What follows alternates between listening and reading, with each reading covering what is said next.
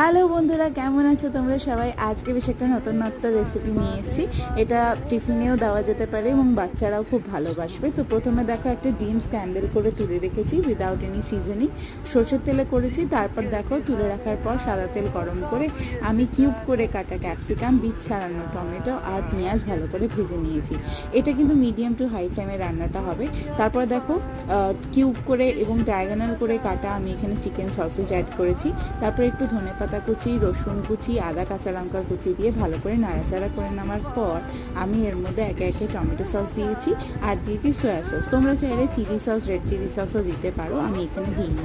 এরপরে ভাজা হয়ে যাওয়ার পর কিউব করে কাটা আমি এখানে মাশরুম দিয়ে দেওয়ার পর সামান্য একটু নুন আর গরম জল, একটু চিনি দিয়ে আমি এটা ফুটতে দিয়েছি। তারপর ডিমটা অ্যাড করে দেওয়ার পর যখন সব কিছু নাড়াচাড়া হয়ে যাবে কর্নফ্লাওয়ারের একটা স্লারি বানিয়ে অ্যাড করে দেবো।